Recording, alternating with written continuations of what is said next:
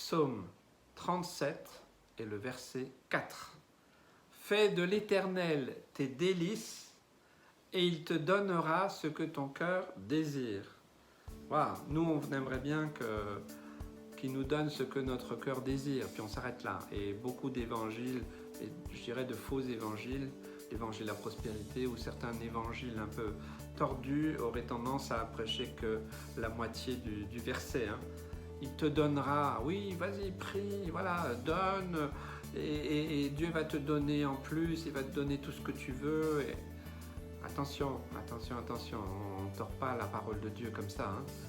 Fais de l'Éternel tes délices. Le reste, ce n'est qu'une conséquence.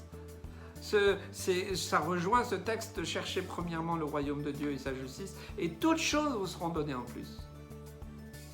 Si on met en Dieu en premier, s'il fait vraiment partie de notre cœur, de l'aimer de tout notre cœur, de toute notre âme, de toute notre pensée, les délices, vous savez ce que ça veut dire? De faire de l'Éternel les délices, nos délices. C'est formidable. C'est quelque chose d'exquis, de supérieur. Il n'y a rien de plus grand. Si Dieu est vraiment à la première place de ta vie, de ton cœur, de ton couple, de tes enfants, de ta famille, de ta maison, dans ton travail, si vraiment c'est vraiment le cœur que tu as pour lui, il fait tes délices.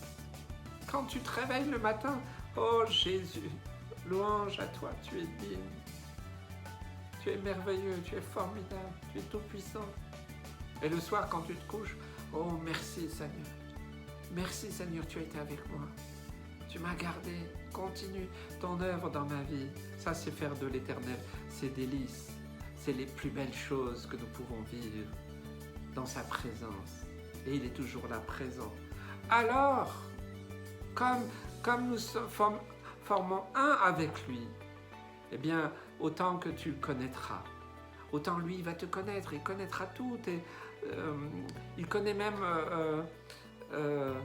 tes besoins que toi-même tu n'arrives pas à exprimer forcément. Et dans tous les petits détails, il sait tout. Moi, le Seigneur, il sait que que je suis gourmand.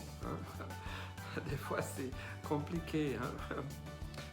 Voilà, c'est un Dieu d'amour, de grâce. Si c'est l'objet de nos délices, alors tout le reste, il nous le donne en plus. Donc, et comme il sait ce dont on a besoin, il sait même ce qu'on désire. Il ne va pas nous donner des choses d'une manière capricieuse. Oui, je veux ça. Non. Occupe-toi du Seigneur, que ce soit l'objet de tes délices. Voilà, merci Seigneur, je me contente de ce que tu me donnes. Comme cet autre texte, on aura l'occasion de dire, j'ai appris à être content dans l'état où je me trouve. Ok, Seigneur, c'est compliqué, peut-être c'est difficile, je ne comprends pas forcément, mais Seigneur, tu es la source de mes délices.